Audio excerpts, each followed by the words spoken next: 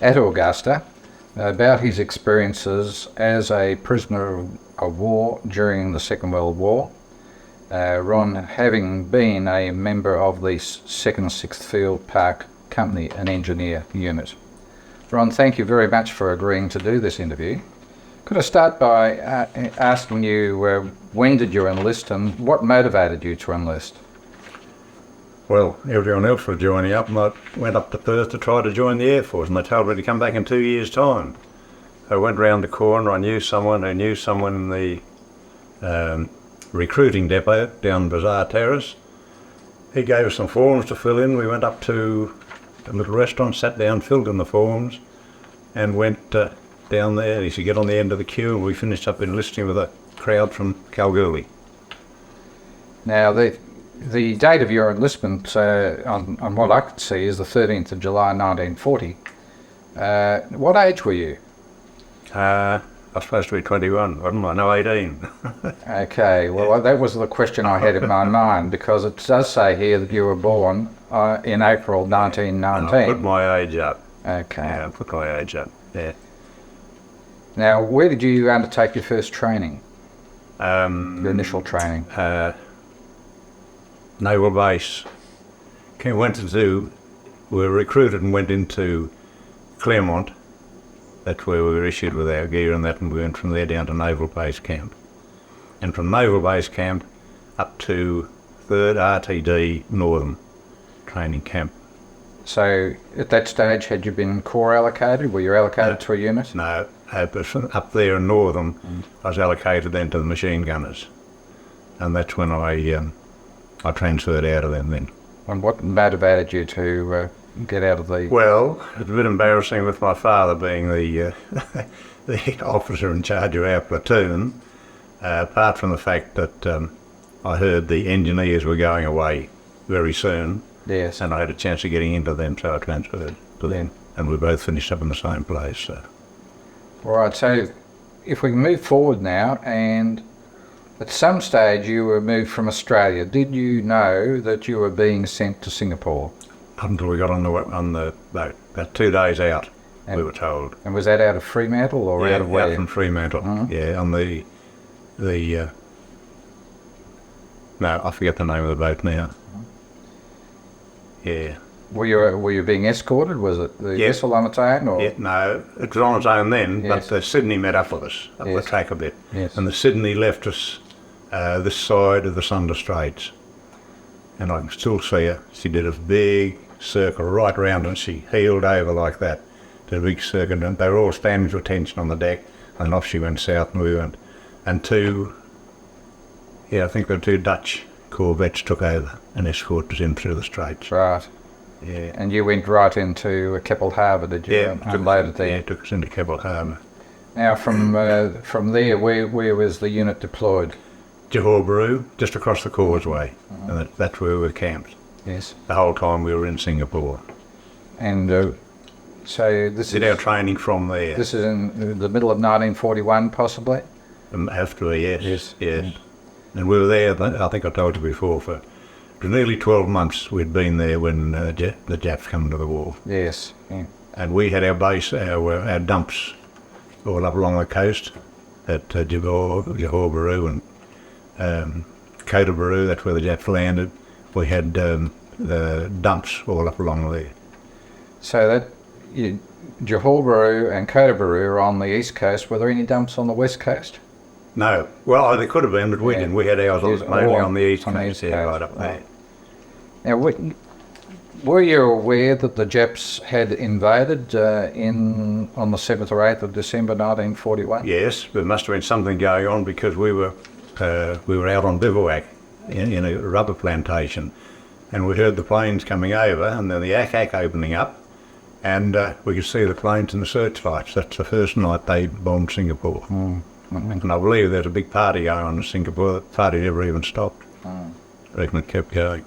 Yes. Yeah, because in this rubber plantation too, because the planes come over us, and as they were coming over, they were being shot at, we could hear the shrapnel and stuff falling down through the plantation, through the trees. Yes.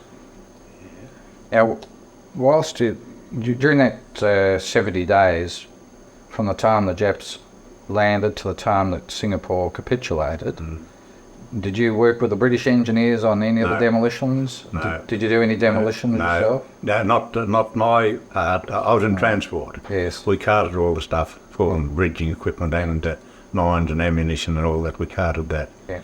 All we did was cart the stores and that. Now, I understand that you were one of the last units to cross the causeway before it was blown. We probably didn't realise we were one of the last, except we were told to hurry up and get across.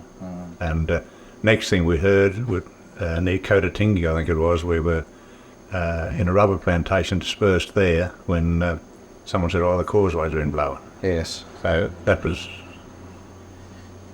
I think it was only the day after it had been blown. This has been blown anyway, but we had been told when we were coming down with our trucks. Yes. Yeah, to get across quickly. Yeah.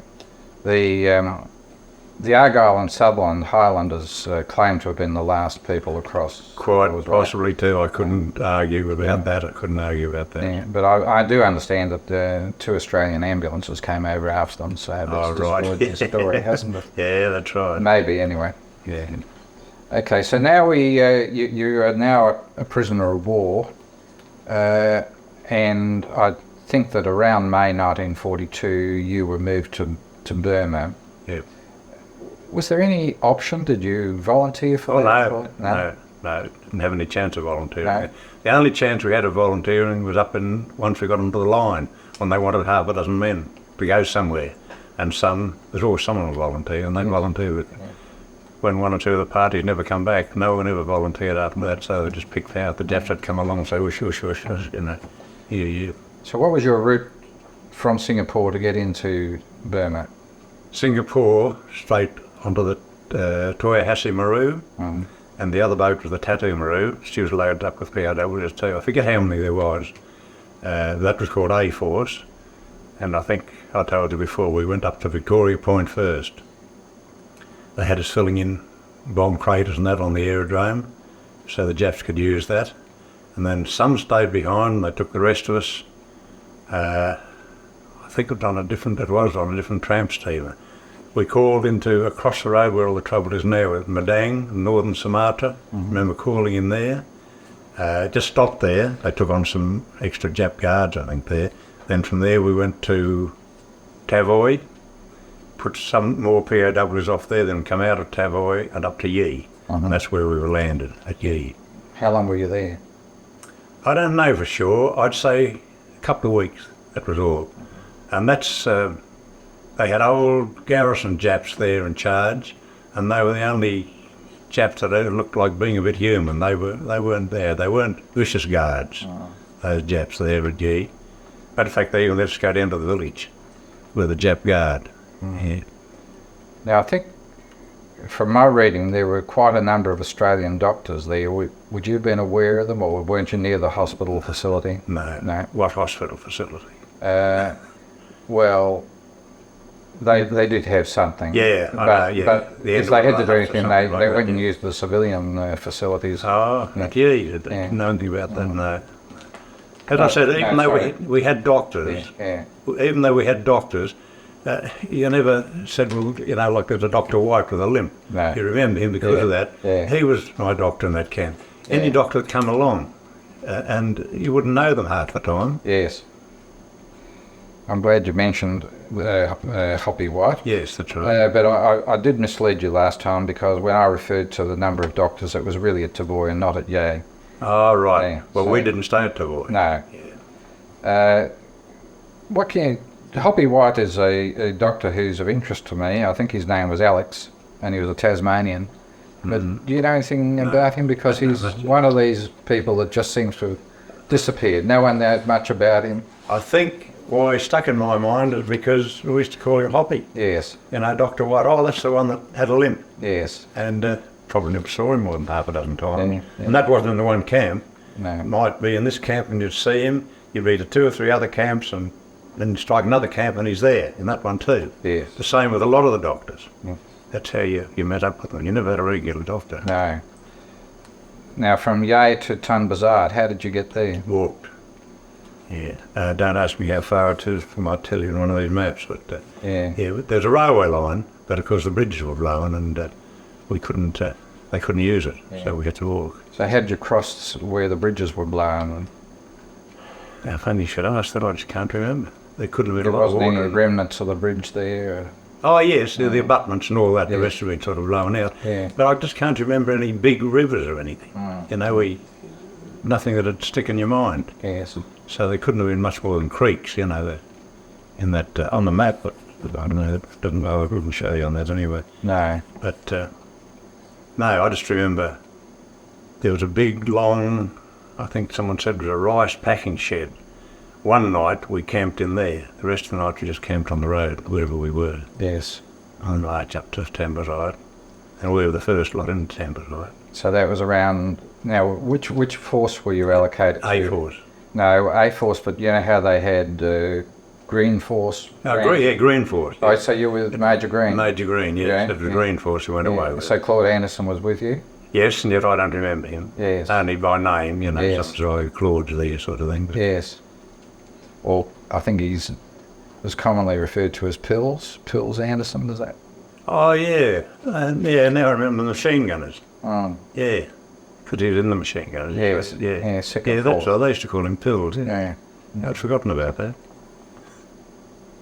Now, when you worked your way down the line, how did it work? Did these groups like Ramsey Force, Anderson Force, They're all did they leapfrog Yes, or? we're all leapfrogging. Yeah. But then you might go from a camp with 1,000 men in it, they'd take 500 out of that camp and move it into another camp with 200 or 300 to build them up. Mm. Then they'd split that up again next time, and you're being split up all the time. So you weren't at the same mob. But they kept what they call the Kumais, which is a company. It was Yes. 50 men, you know. They kept the Kumais together. So we were in the same Kumai all the time. But that Kumai, plus another 3 or 4 Kumais, 2 Kumais right stay, the other 2 Kumais, they taken off to another camp. Yes. So you didn't know where you were half the time. Well, it didn't matter. I mean, you know.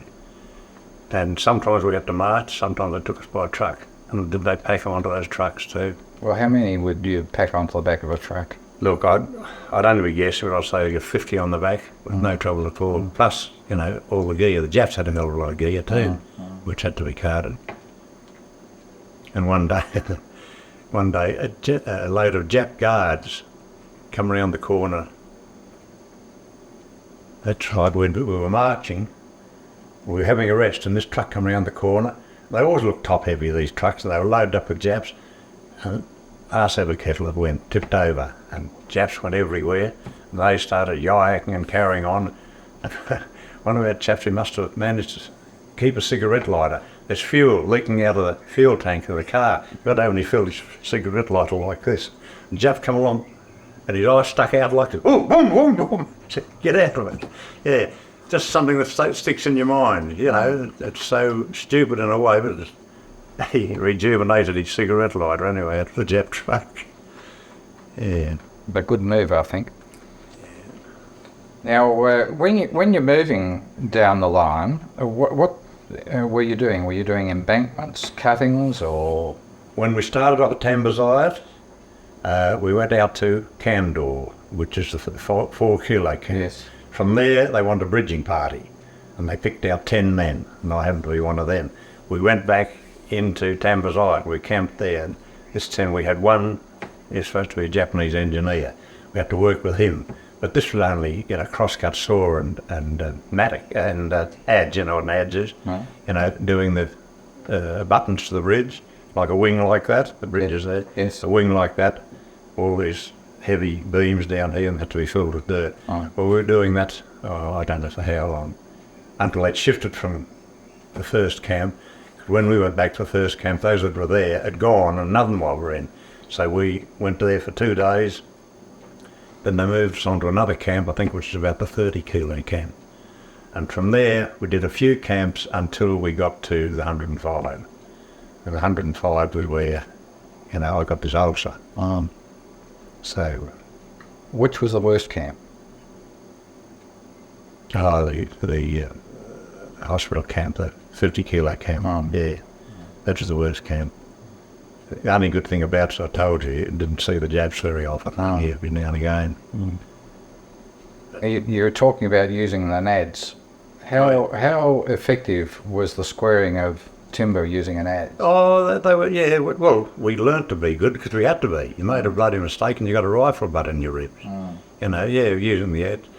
And even the broad axe, at a broad axe, I even learnt to use a broad axe. They used to cut sleepers with here. And they're pretty primitive, but they got the work done. So you developed an ulcer on your leg. Yeah. At 100. And do you know whether it was Anderson, Claude, that sent you back to 55? I wouldn't have a clue. No, I wouldn't have a clue. No idea? I don't think. No, look, I'd only be guessing. I'd only be guessing. Whatever doctor it was, he had to send the ulcer. So how did you go back down? Went back by truck. By truck. He went back by truck. Oh. Took us back by truck. And when you were back at 55 Kilo Camp, did you have contact with Lieutenant Colonel Albert Coates? Only when he come round inspecting the ulcer and that. And I was there for a few days before we even saw a doctor of any kind. Because there was, they're nearly all ulcer cases, but some of them had dysentery and nearly everyone had malaria, of course, and dengue fever. But no, I can't recall the first time I saw him because we went for a long while getting the ulcer scraped out, you know, before they started lopping legs up. I think they were waiting to get a bit of anaesthetic. See, somehow or other they managed to get some anaesthetic. Yeah, well, there is a story to how the anaesthetic got there. Yeah, I've heard several stories. And there was a Dutch chemist who reprocessed some cocaine. But the cocaine tablets had been given to Coates by a dentist up at Tyndall. And it was a God-sent blessing to have that there.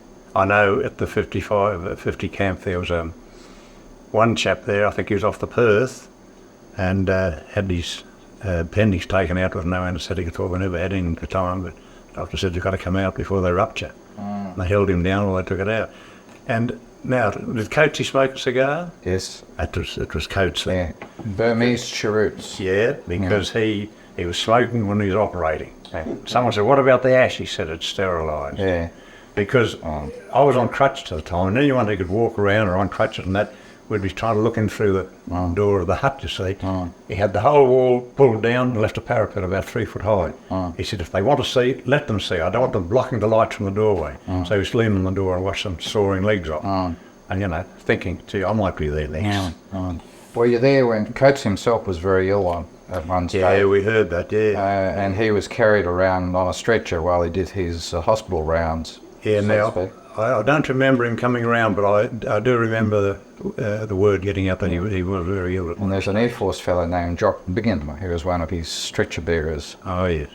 And he obviously didn't have any contact with Biggin. I don't remember that man. Yeah. No, when I said with Hobbs that said you're going to cut my leg off, no, it was Coates. It must have been Coates. Yeah. But then Hobbs was in the same camp, I'm sure. They were both surgeons. Yeah. Right. Hobbs wasn't always there, but he was there part of the time. Yeah, Colonel Coates. Yeah. Yeah, it's, I can remember now. It's bringing it back to me. You were saying how gruff he was, and that. Yeah, I can. And of course, he wasn't a young man because he was 46 years of age when he was. I was grumpy. Yeah. Yeah, short. Yeah. So tell us about your ulcer. How bad was it? Well, it was down the heel bone was showing, and the tendon was laying across it, well, underneath, coming down alongside your Achilles tendon, and under the ankle bone, and down to the side of my foot's all numb, where the nerves were all killed anyway. Yeah, and the ankle bone was showing. That's all there was to it, and the damn thing eventually healed up. But I must have been 9 months, I think, like that, before it eventually healed up. And then down to Tamakan, and I started to walk around again, and then they... Just before you rush down to Tamakan, if you don't mind, Yep. You telling me you were at 55 Kilo Camp for nearly 9 months? 50 kilos, yeah. 55 was the death camp.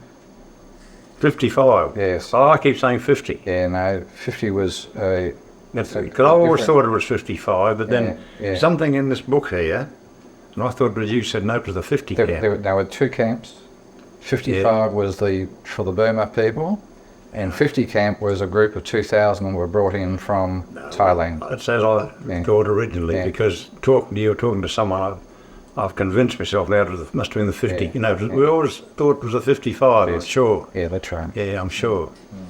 And, look, I can't remember, but I know I was about 9 months off my feet anyway. Yeah. And, well, with crutches. Yes. And then when I got down to Tamakan and it healed up, but I still was having a battle to walk because I lost the tendon, had to get used to walking without the help of that. Anyway, in the finish, they used to get POWs to kill the yaks for them. You know, we'd get a yak now and again to go into our stew down in that camp. And I got a job slaughtering there for a while. And then, I don't know, for some reason or other, they dragged me off that.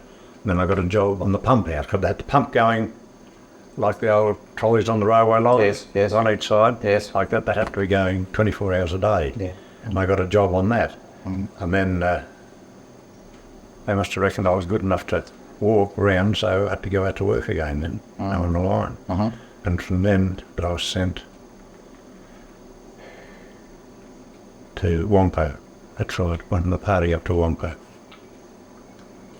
Yeah, that's where Bill Morris was very crook there, and I was getting, if you were lucky, occasionally 10 cents a day they were paying us.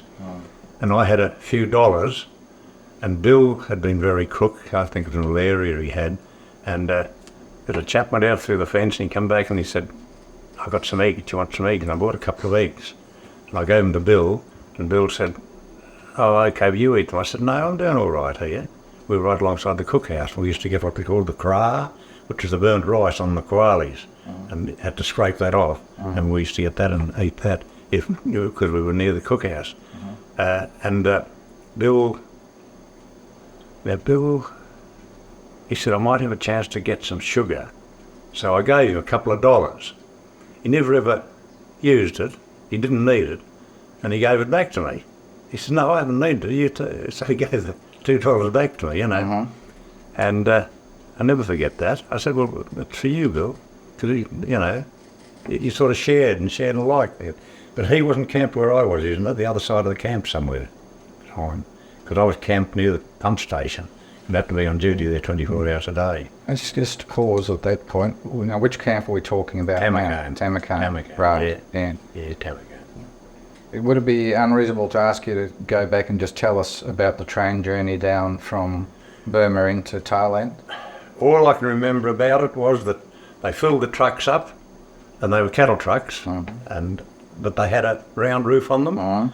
They filled them up and then put about a dozen of us up on the top. And I spent, I don't know how many days it was, on the top of that. And, you know, if you wanted to go to the toilet or anything, someone had to hang on to you while you went over the edge while the train was travelling. And the little bit of gear you had in your haversack, and you had to take it in turns to have a sleep, because imagine trying to sleep on a curved truck like that. Someone sitting each side of you so you didn't slip off, then it was someone else's turn to have a sleep. And did you get burnt by the cinders coming out? Like these? Don't remember. Because they were burning wood. Yeah, I don't remember, no. But I know it was, we were glad that when the trip finished. Yes. Oh, that's right. And I think the Allies must have started machine gunning. They had spur lines as they used to run the trains off into. And they started machine gunning them, and we were worried about this. Because at night time they'd run off into a spur line. And of course we were expecting that machine guns to start up any time when the planes come over. But we were lucky, we never got machine gun, and we went right through that. Now when you get to Tamakan,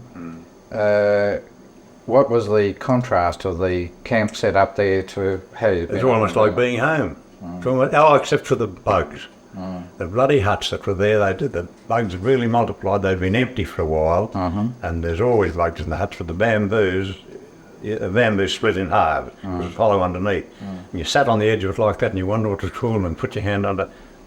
You almost get a handful of bugs. And well, you never got much sleep for a while, but we gradually got rid of them by virtually catching them. And then, of course, we had the lice there. We didn't get any of this till we got to this Tamakan camp, which had been a base camp. Yes. And the lice, the little white sod, they'd get into our blanket, and You have to stick it out in the sun before you went out to work and leave it in the sun all day, and you used to get rid of a lot of them like that.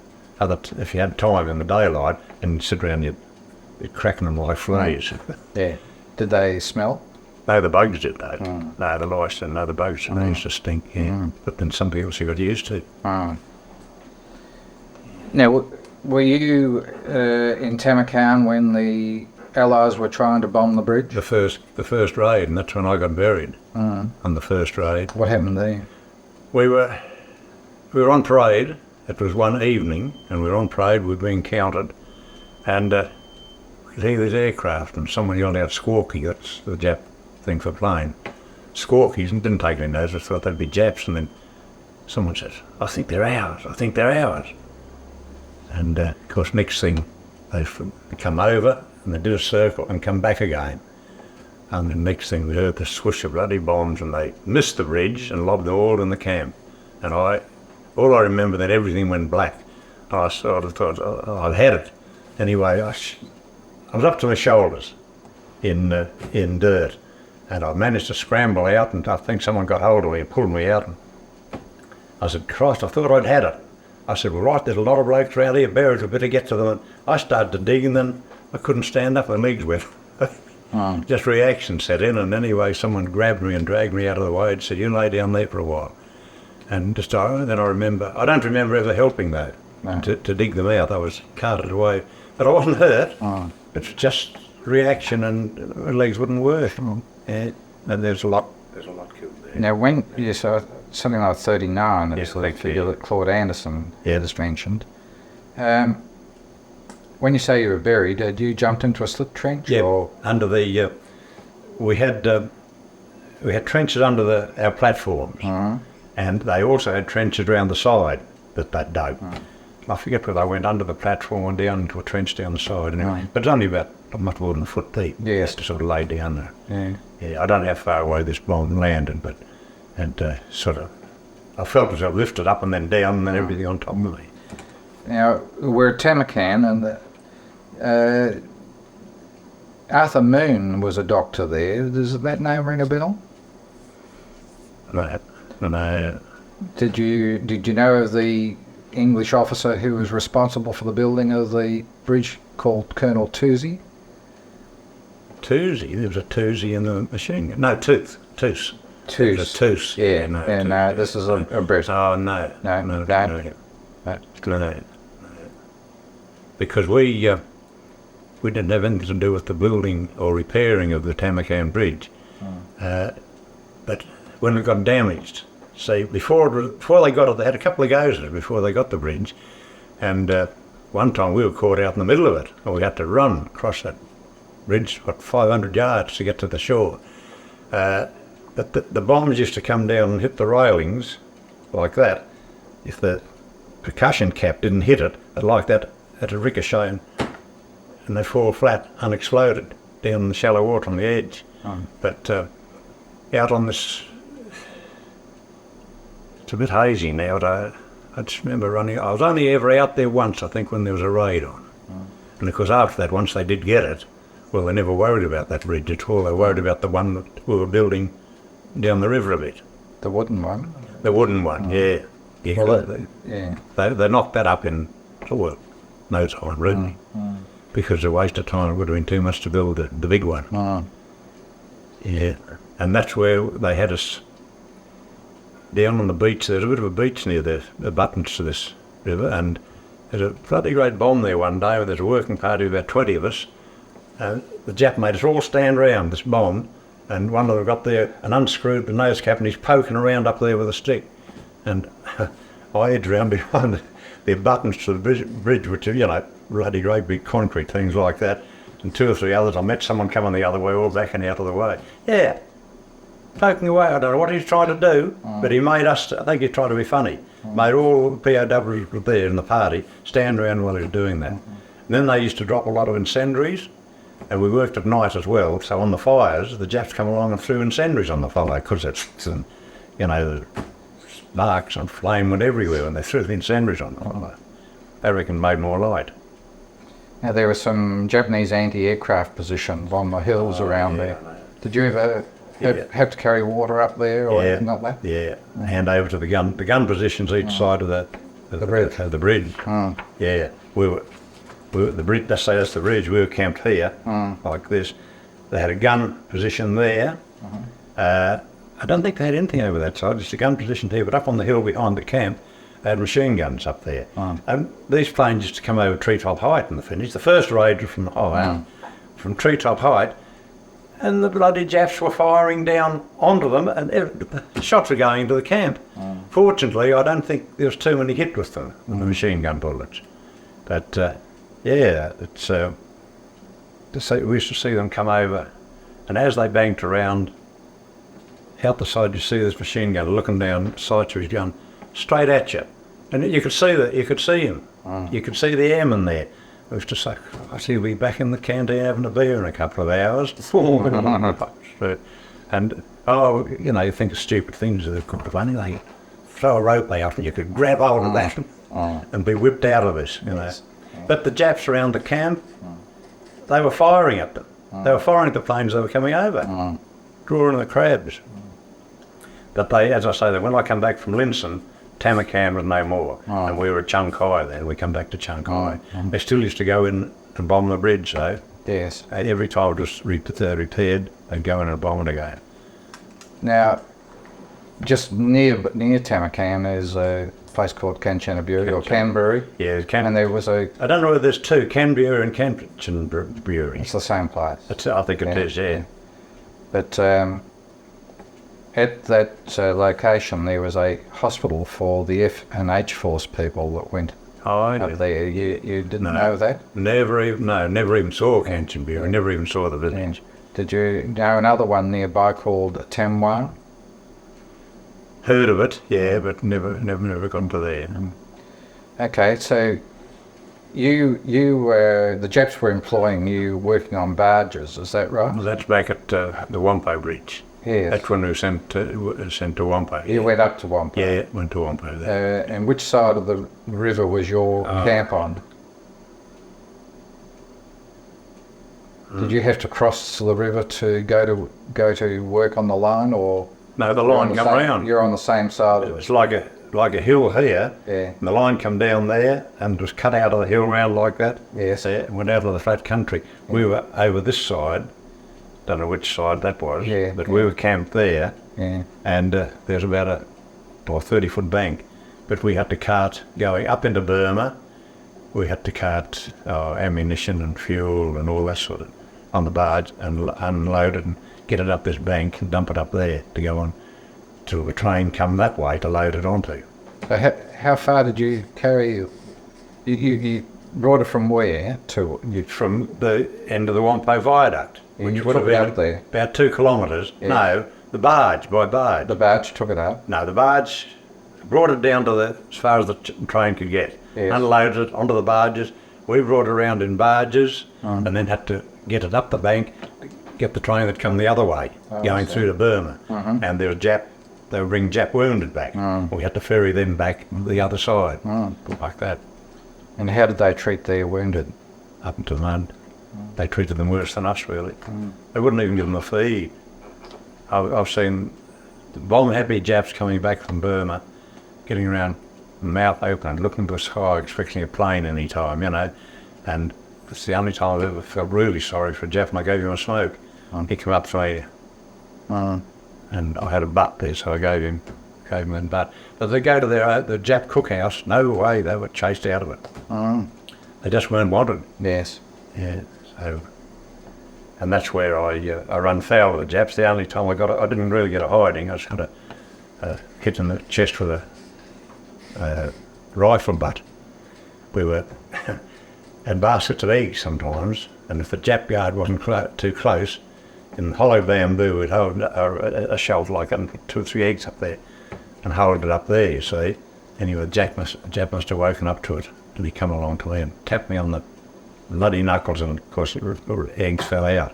He turned round and banged me in the chest with his rifle butt, and I thought, I'm in for doing over here. We were right on the edge of the embankment, which is about 30 foot, sloping down like that. I thought, well, if I roll down there, he might cool down a bit by the time I get out of it again. So I stumbled and fell and rolled down into the water, which was flowing pretty swiftly. And I went about probably 50 yards down. I crawled out. As I crawled out and was getting up the bank, I thought, geez, I'm in for it now. He was standing up there with his rifle over his shoulder, his hand on his hip, laughing his head up. Very good, very good, very good to know, very good to know, so very good to know. Reckon it was a huge joke. And walked off and left us. They're unpredictable. God, they're unpredictable. But I thought I was in for a hell of a bash.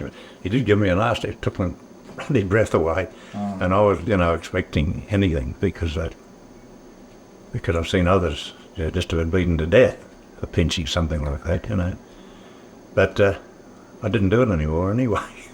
Now, Chonkai camp was close to Wampo, wasn't it? No, Chunkai was next to Tamakan.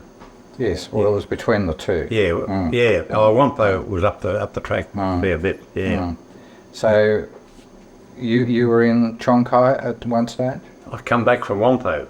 Went from Tamakan to Wampo, then back from Wampo. Tamakan was no more, so we come back to Chunkai, the base camp. Yeah, so you were there for a while? Yeah. Was it still a big camp? Fairly big. I don't think I was there for long when we were sent up to this wood camp near Three Pagoda Pass. That's when we were sent up there. There were only about 50 of us, I think, in the party. We went up. They had a little trolley line going off into the jungle, and we were camped out the end of that I'd say about a mile in. There, and what were you cutting the timber for? For their engines, and to take it down on the trolley, and big structs of it down on the edge of the railway line for their engines. And is that where you were in 1945? Was that towards the end of the war? That was, it was finished there. That's when the Japs just up and left us there then. I was just going to ask you, how did you know about We didn't. Just the Japs brought us back. I was very crook, and there's a lot of what they call blackwater fever or redwater fever. And we were losing quite a few with that, and we didn't have any doctors. They'd taken our doctors away from us because they made an officers' camp, took all officers and doctors away towards the finish, and all we had was medical orderlies to look after us. And this medical orderly, he said, "You've got blackwater fever," and I could hardly walk. We just staggered around. But anyway, my mate George Gibson, Hoos, as we called him, he come in the middle of the afternoon. He said, "It's over, it's over." I said, "What's over?" Because as far as Hoot was concerned, about every second week it was over. He'd heard a whisper here that it was over. He said, the Japs just said, yelled out to everyone, "Whoosh, whoosh, campo, campo," and we started to gather up our tools like we normally do and have them counted. They just said, "Forget that, oh, campo," sent everyone back to camp, left all the tools out in the bush, and then just left them there. That night, the Japs all got on the booze, on the sake, and they were drunk as monkeys. We had no order what to do, so that's all right. That night went past, and second night, they're on the booze again. Blimey, a Jap comes in the end of our hut there with his rifle and starts firing shots off. These are drunk as a monkey too. Fixed bayonet, and we thought, geez, there's a picnic here. What do we do about it? Anyway, didn't he just walk through and kurra-buggaroo, bang, bang, bang, and out the other end, and an officer was waiting for him there. Nabbed him and took him off, and I don't know, but we did hear he got a hell of a ruddy doing it. And it was 3 days, I think, before the officer said, "All men, line." All men down to the main line. So we gathered up what we could. I think I didn't walk the whole way. I think I had a couple of jokes to help me. I was that crook. And Hoot kept saying to me, "Do you believe it's over now? Do you believe it's over now?" I said, "No, I want more proof than this. No, that it's over." So we got down there, we waited another 24 hours down there before a train come through. But as the train come through and pulled up, we looked into one of the big, they were 12 foot high, these stacks of wood. Jap officer standing on the top of us, and he saluted us as we were getting on the, I can sort of remember that, getting on the, he hadn't been bad on that camp, this Jap officer, but he saluted us as we, don't know where he come from, but just on when the train pulled up, yeah, I can still see him standing there. What was he like? Was he young? Who, the Jap? Yeah. They were more of the younger type. The only time we struck the older ones was at Yee, and they looked like our ones we left behind here, the home guards. That's what they were like there. But no, the others were all, and the Koreans, well, they had a lot of Korean guards, and they were the biggest bastards under the sun. The Koreans. Like you've heard about, no doubt, the boy bastard or the boy, the jet onto the priest called him. The boy legitimate, yeah. Now that you've just jogged my memory on a matter, what about chaplains? Did you have any contact with any chaplains? Yes, they were there, but, well, they never worried us much, or you know what I mean, never tried to force any church parades or anything like that on us. Well, they couldn't, the Japs wouldn't allow it anyway. But they'd come round, I think they were there for anyone who wanted it. But what about when people died and were buried? Yeah, there was always someone there, I don't know, as I say. At the 55 kilo camp, down at the end of our hut was where they used to cart the bodies past to bury them. And we used to have bets of, cigarette butts or something like that, or just how many would go out tomorrow morning. And then like 3 or 4 down on the line, someone said, well, bloody old Bill down there, I think he's stuffed here. He'll be gone tonight, so we'd bet a cigarette butt on it, whether he'd go tonight or last another night. Yes, yeah. Seems pretty horrible, I know, but yeah. We used to do that. You were confronted with it all the time? Yeah. There's a sort of betting on it. Yeah. So, you boarded the train. Was there any difficulty in getting on the train? Were there lots of other people on it when you went south? No, there's no one, because there's no one further back into Burma than us. We were the farthest into Burma. Near the 3 Brigade past, there was no POWs that we knew of any further that way. We had been sent right back to the end camp. Yes. And then, no, there's no one on it. Yeah. No one on it. And we kept stopping at different stations and that, and of course everyone would say, the boons would be on the platform, say, war over, you know what they're like. Yeah, they say yes to everything you said. And who would say to me, there you are, I told you it's over, he said it's over. And that's right, and he flogged his blanket then to get some cigars or something to eat. And he said, you going to flog your blanket? I said, no, I've hung on to it all this time. And I said, what I can get for it now, I'm going to keep it, just in case we're still here in the next cold weather. So I hung on to mine, all the time. My blanket had the one blanket. I did make a wogger out of it. I managed to get it an old sugar bag, spread that out and sewed them together to make it a bit thicker. But I had that one blanket all the time. So where were you issued with that? That's when we were taken prisoner. Yeah, we had it. Oh, we had a couple of blankets there. Yeah, so did you bring that one from Australia, or were you issued with it in look, it could have been from Australia. It's the one we had in the army anyway. Yeah. And we finished up. It's just that, one fellow actually remembered the brand. Yeah, no. This was an Okaparinga. Oh, right, yeah. No, it was just a blanket.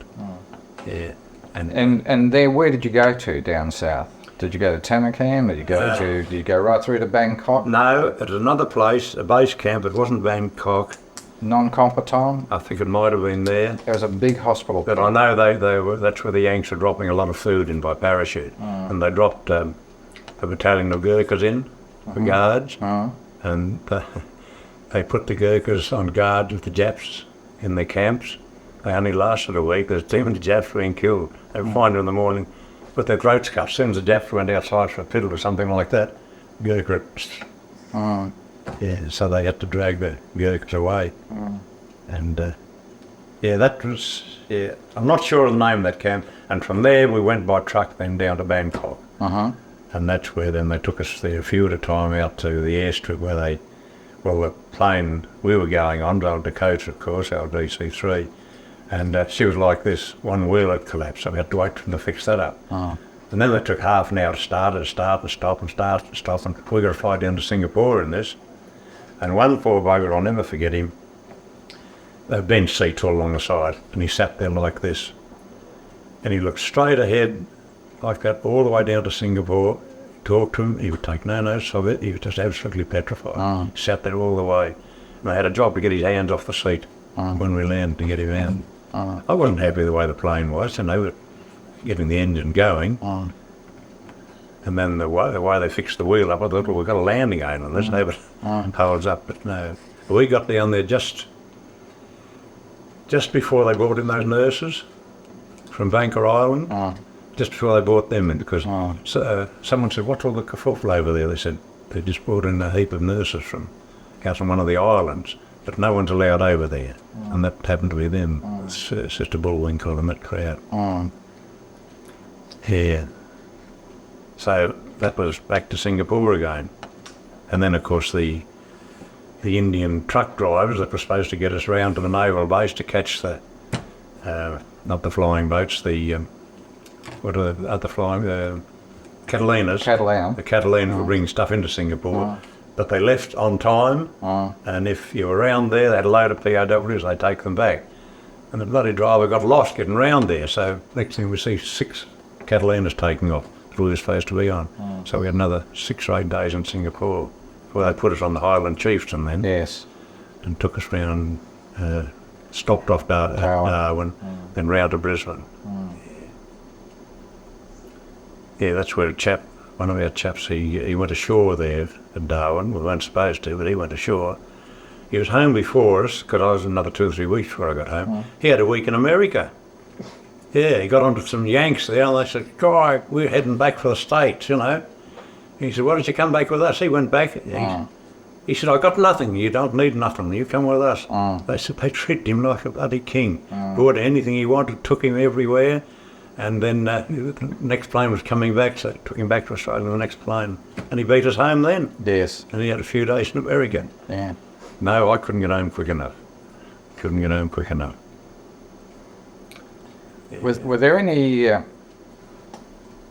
officers on the line that you recall, either for good reasons or bad reasons? Well, most of them, everyone's got their own personalities, and everyone doesn't like everyone else. And no, most of them were good, but we had our own CO, we didn't like him, because at the finish there at Firestone Park where we were dug in, he ordered a truck loaded with ammo, parked on the top of the hill, right near where we were dug in a slit trench there.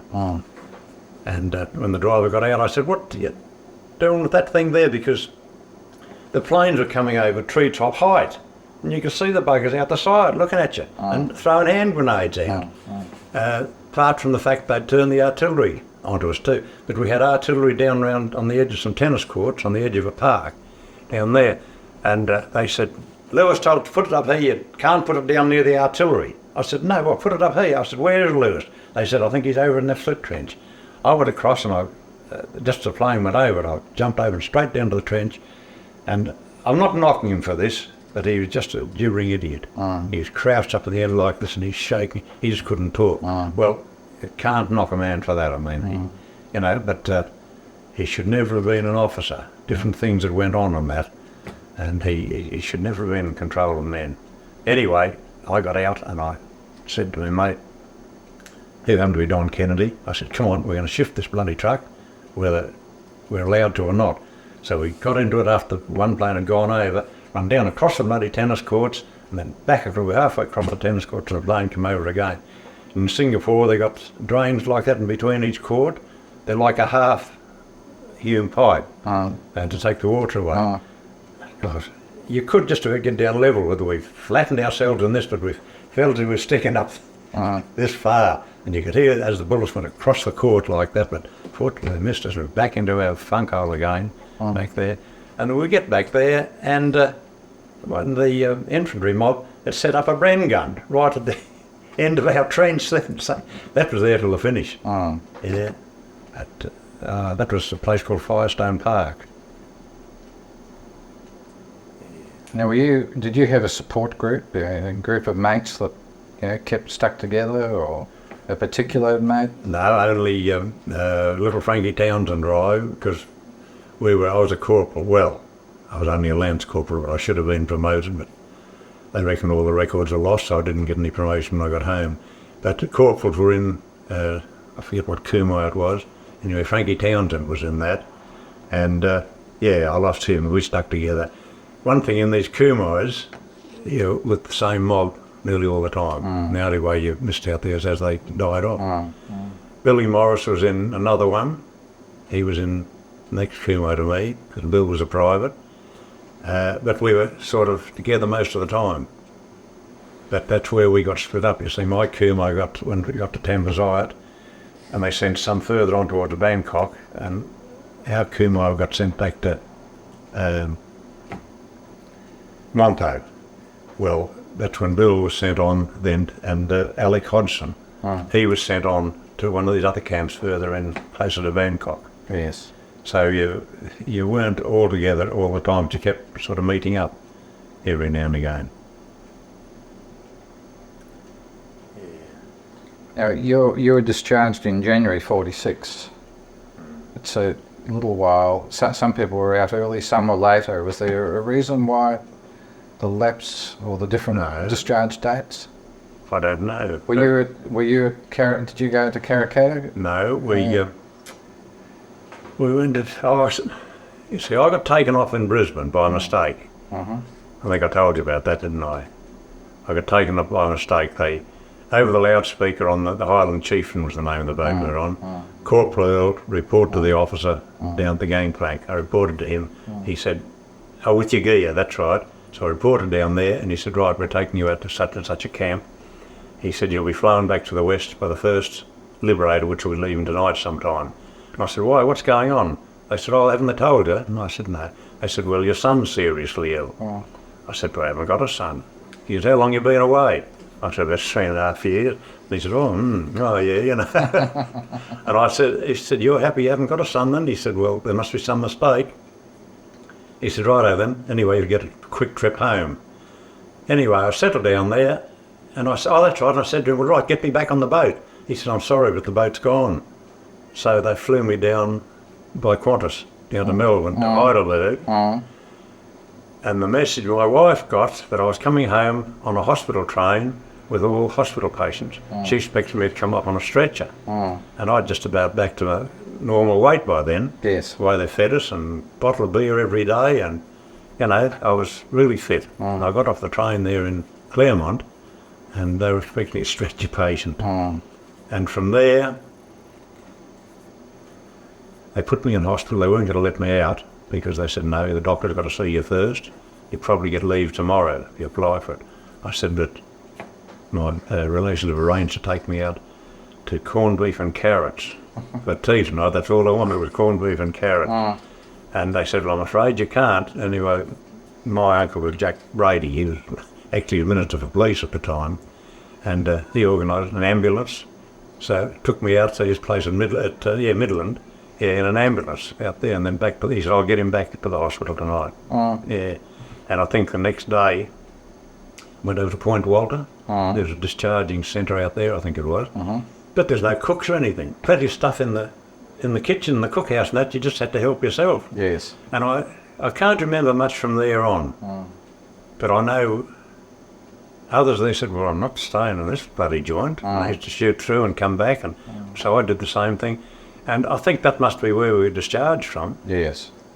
Because all I remember, a mate of mine was in the repatriation department then, and he said, "Whatever you do, you've got to get a bit of a pension. Doesn't matter if it's only 10%. Because I said, "I feel fit enough anyway." And he said, "What about all that's been wrong with you?" And I said, "Yeah, but I'm right now." He said, "You apply for a pension." And the best thing I ever did, and I got 10% pension. I had that for years and years and years till I gradually increased it. Yes. Yeah, that was. Oh, you didn't know Tom Nyland, did you, Annie? No. No.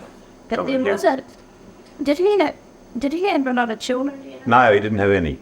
No. It must be a relation, because there used to be a King Nile worked in the shop at Manny, No. and she was a widow. Yeah. No, but he was out home earlier than me, naturally, because he was in bombers over Europe. Yes.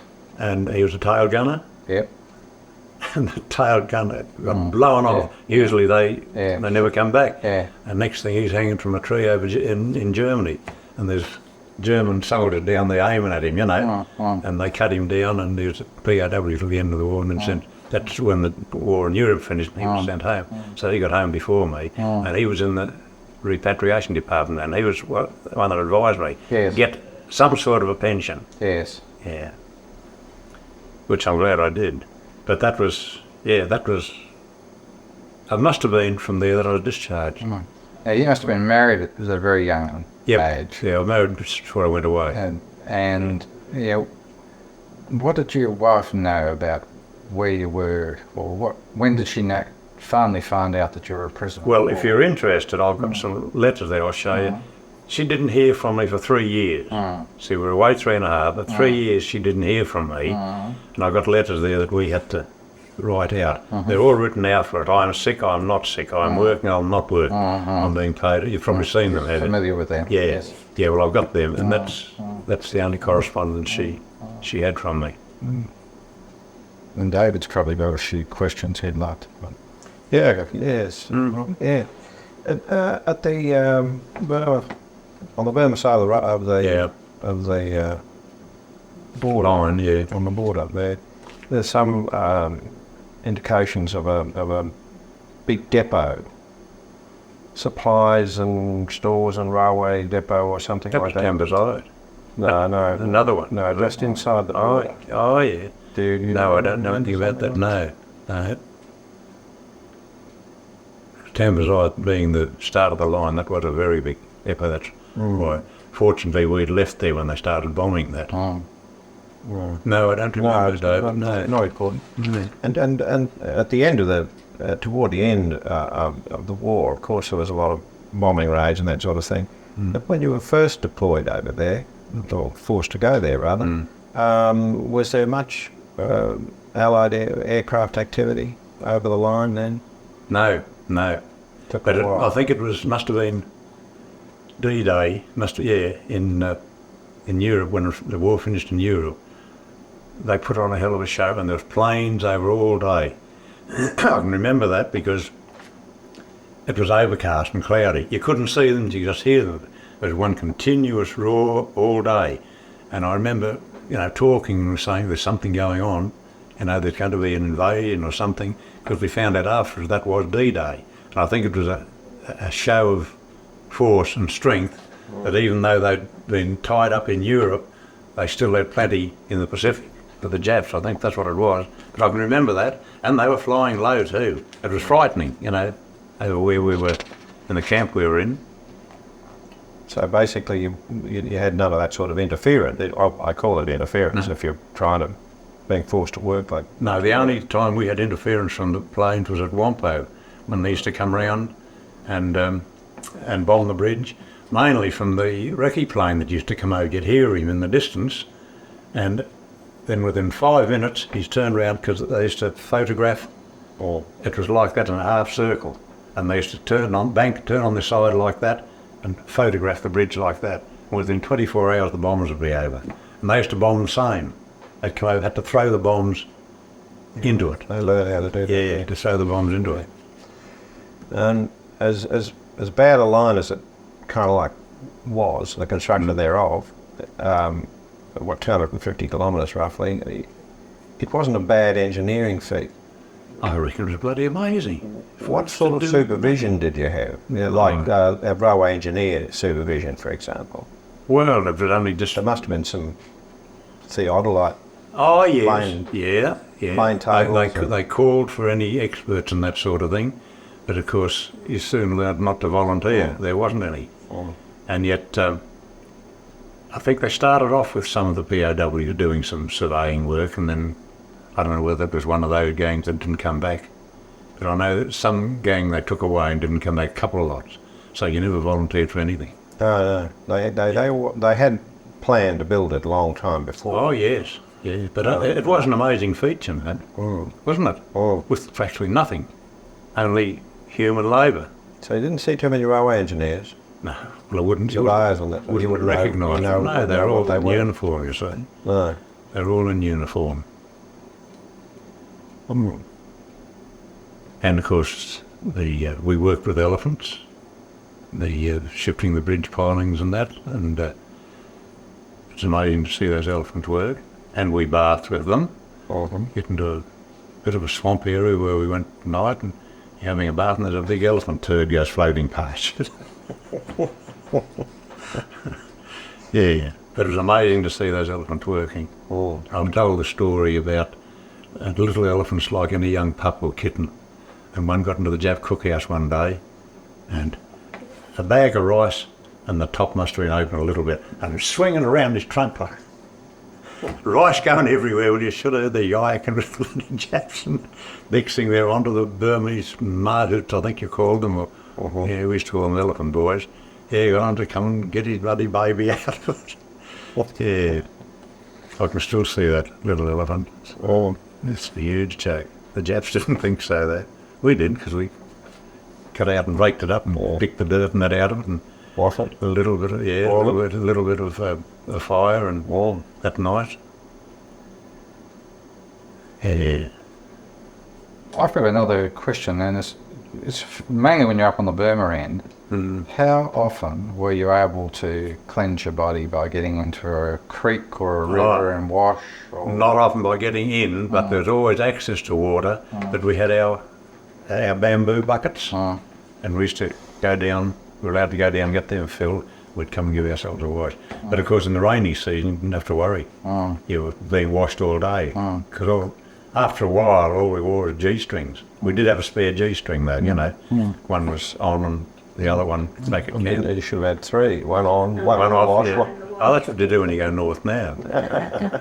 No, I take a week's supply. Yeah.